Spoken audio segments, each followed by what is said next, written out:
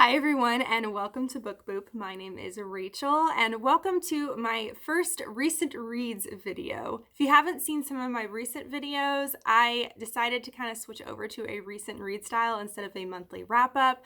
I've been reading close to 8 to 10 books every month, and that makes a really long wrap-up video. I don't really like doing them. They're just so long, and I don't think you want to sit here for 30 minutes to hear me talk about 8 different books. It's just a lot. So I thought I would switch to a recent read style. So every 5 books that I read, I'll do a video talking about 5 books. We'll see if that works. If it doesn't, I may even back off the amount of books that I talk about and do less than 5. I don't know. So we'll try it out. I am going to use my notes, my little trusty notebook today, just to kind of like help remind me of some things and thoughts that I had about these books. So I'll be referencing those as well as holding up pictures for you as well. I will also try to slow down my speaking as well. My husband doesn't really watch my videos very much, but he happened to be in the room when I did my last book haul video, and I asked him how he felt like I was doing, and he said he thought I was doing well, but thought I was talking way too fast. Part of that is because I don't edit, and so I feel like I have to constantly be filling every single moment of space with speech. And also when I had a book haul, it was like 20 plus books, and I felt like I had to rush through them. And so I apologize if that felt like really, really too speedy. So I'm going to try to slow down my speech a little bit. Let me know if that bothers you, like if you also feel like I talk a little bit too fast, or if you like that. In person, in real life, I don't talk super, super fast, but I feel like I have to when I'm filming because I don't edit. So I feel like I can't edit out spaces and things like that. So I will try to slow it down, take the pressure off myself to be fast, and just take my time. All right, after all that, let's go ahead and talk about 5 books that I've read recently. I'm going to talk about them in rating order, just sort of my least favorite out of the 5 to my favorite out of the 5. So the first one I'm going to talk about is called What Big Teeth by Rose Szabo. First of all, let's appreciate this cover. It's gorgeous. Like it's really pretty, but it's creepy at the same time. Like you just can't take your eyes off it. It's just such a unique cover, and I love it so much. I love the art style. I think it's so cool. This is actually a newer release. I believe it came out in February or January. I think February. So it's a very recent release. Let me see if I can explain this. This is a difficult one to explain. So we're following a girl who has been sent to a boarding school by her family. She was sent to a boarding school many, many years ago, and she hasn't had a whole lot of contact with her family since then and hasn't been home at all. So she's been basically living at this boarding school for years upon years. And so finally, she can't take it anymore. She misses her family. She wants to see them. She wants to talk to them. And so she runs away and goes back home. When she gets back home, though, it's a little bit of a jarring thing for her because she knows her family's different, but there's a lot of things about her family that she kind of forgot because she's been away from them for so long. And in fact, her family is a family of monsters, which that's not a spoiler, I promise. That's part of the description of the book. And so she goes back home and she's actually a little bit jarred and honestly a little bit afraid of her family. And so a lot of this book focuses on the family dynamic, the strangeness of the family, how the family interacts with the locals and the town. It's a different one, to be sure. So first of all, the vibe is very similar to Wise and the Wicked, if you happen to have read that. It's in the midst of this strange and monstrous family. So it feels very magical realism-esque to me. It's very character driven, not as much plot driven.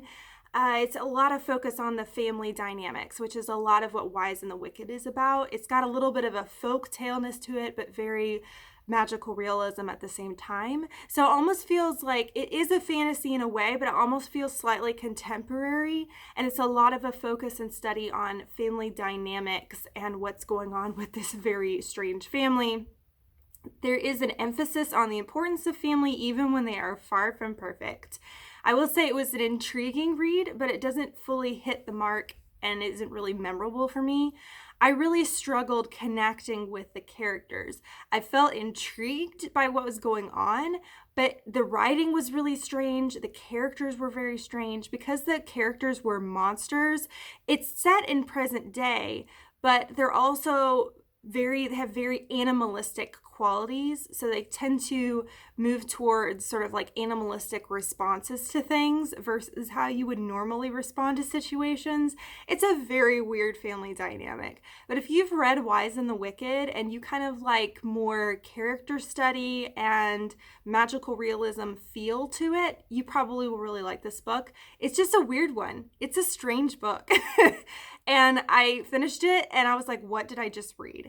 I ended up giving it 3 out of 5 stars. I didn't hate it, but I didn't love it. It was just one of those ones I felt slightly unsettled after I finished it and was like, what did I just read?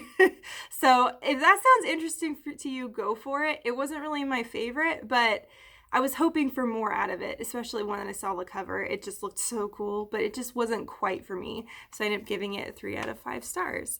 All right, let's go to another one. Let's talk about another new book that just came out in February as well, but this one is a middle grade. I'm trying to find the picture here. Give me just a second. I've passed over it like a bunch of times now. All right, here we go. It's called Karma Moon Ghost Hunter by Melissa Savage. In this book, we are following a girl whose father, he is a director and runs like a very small documentary film company. And their company has been called by Netflix to do a ghost hunting TV show at this old haunted hotel. But the catch is that they have to catch a ghost on camera to actually get the deal and for the show to actually be made and to premiere on Netflix. And so this whole story, we are following this girl and her father and their film crew who go to this hotel and their experiences there of filming and trying to catch a ghost on camera. This sounds exactly like the kind of thing that I love. I love middle grade. I love things having to do with ghostiness and spookiness, and it sounded like everything I would love. So I was very, very excited about this one. It has a very interesting plot, I thought, but it felt very gummed up with dialogue. There was a lot of witty dialogue back and forth, very fast-paced dialogue, but I felt like there was too much of it to where I felt like it gummed up the plot. The characters in the dialogue honestly were too juvenile for me with very repetitive catchphrases. So I understand the fact this is middle grade, right? This is not written for me. I'm 32 years old. This book is not written for me. It's written for a younger audience. However, whenever I usually read middle grade, it still has dialogue that I feel like works well for any age range. This one, not so much. The girls, there's a girl and her best friend comes with them on this trip. And so they're staying in the same room together. They're spending a lot of time together.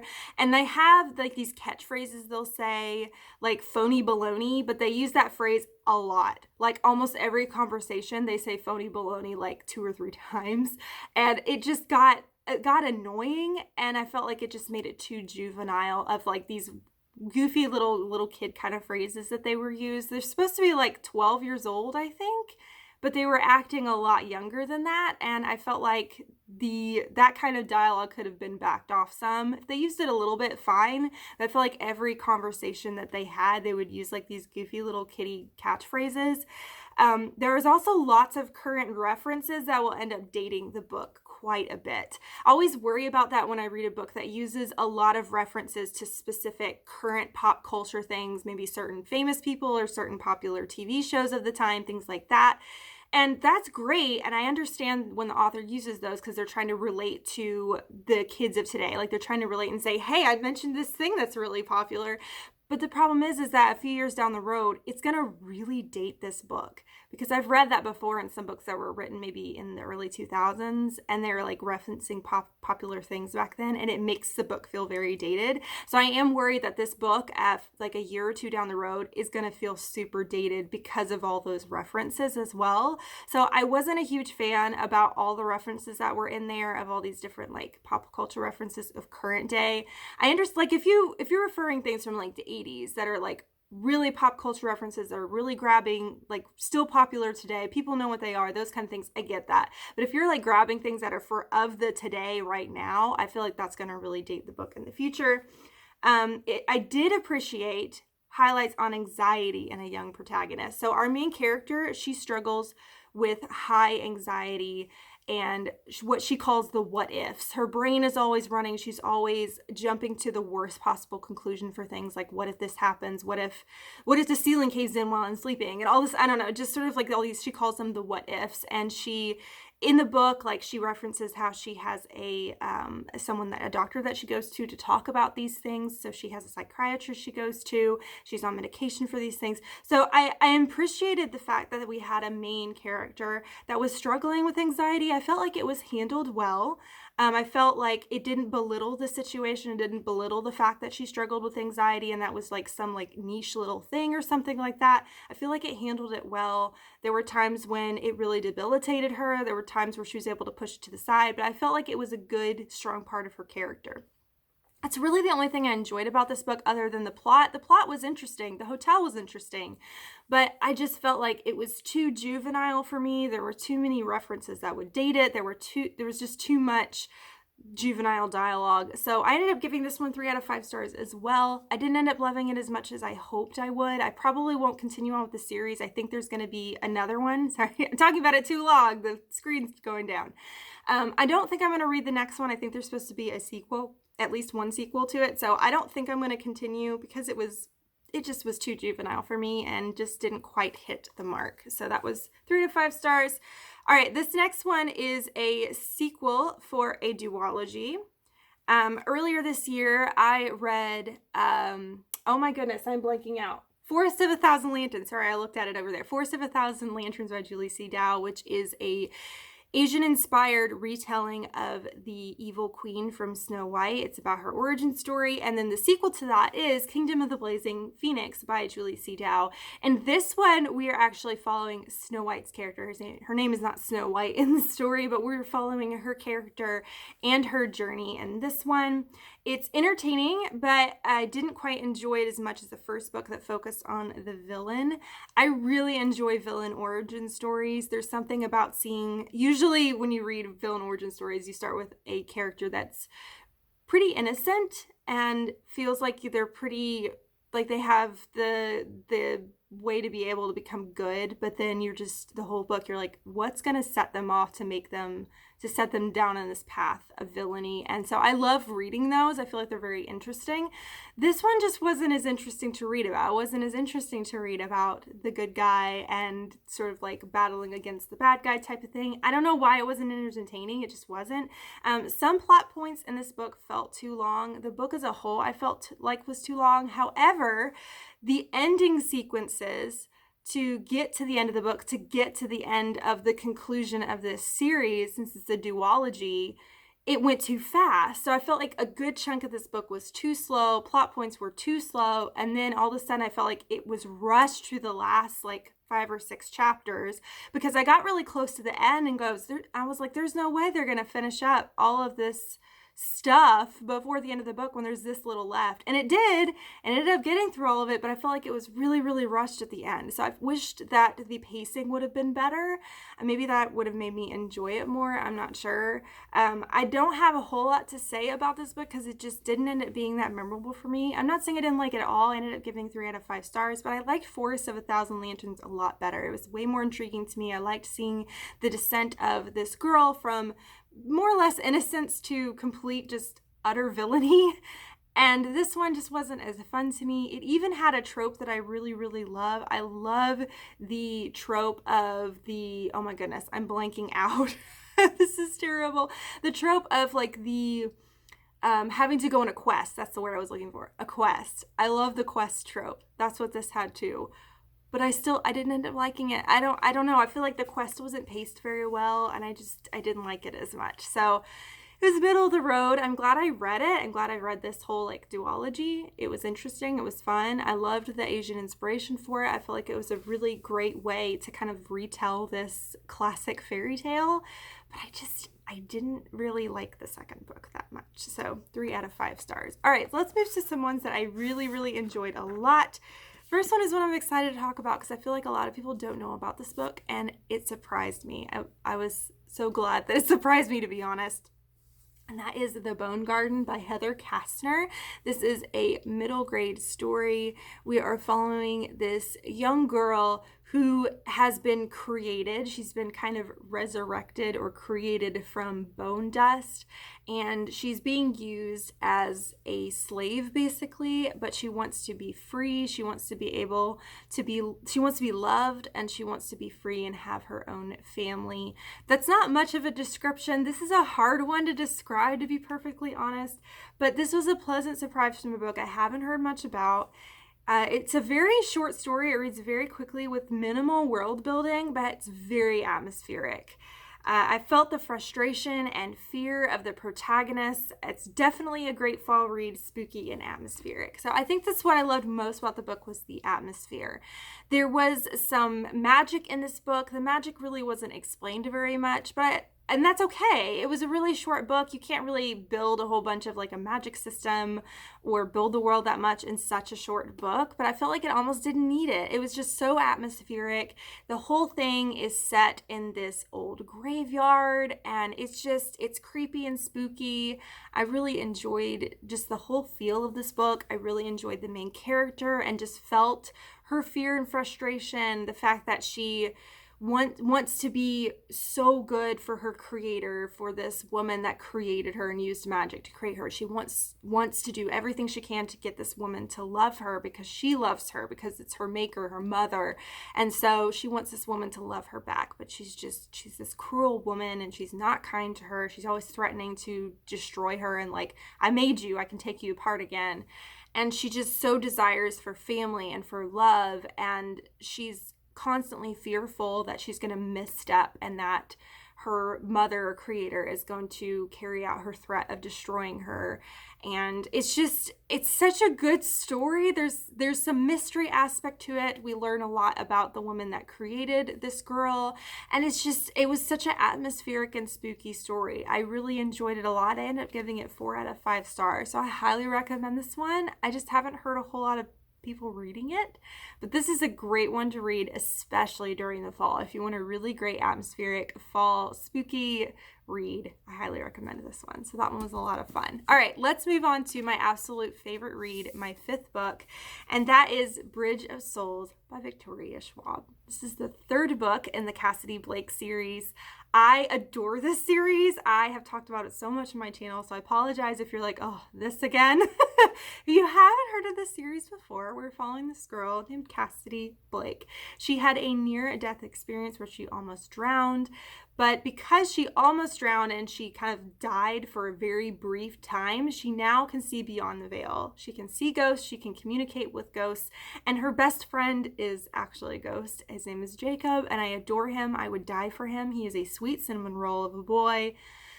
Oh, I adore him, and I adore their friendship so much. But the other fun part about this story, other than the fact that she's able to see ghosts and communicate with ghosts, is the fact that her parents actually have a TV show of them traveling throughout the world, going to different haunted locations, talking about the history of them. And so she's following along with her parents and this film crew, kind of similar to Karma Moon, except this one came first. So I feel like Karma Moon was kind of based off of this one, which is why I thought Karma Moon would be a great pick for me. But in this one, each book goes to a different location. So the first book is in Edinburgh, Scotland. The second book is in Paris. We're in the catacombs underneath Paris. And in this one, it takes place in New Orleans. One of the things I love about these books is that there's like a map at the front of each one, the different locations they go to. These are real places, real locations, real haunted places. And I love the fact that we get to tour a city along with Cassidy. It's so much fun, especially in a time where we can't really travel much right now. It's really, really fun to kind of get to travel along with Cassidy, to go these locations and be with her through these epic ghosty adventures. I love this series so much. Again, it's fun traveling through New Orleans, all the spooky places. I adore Jacob. I would die for that sweet boy. I love the emphasis on friendship. I love the friendship between Cassidy and Jacob. It is so sweet and precious. They would die for each other.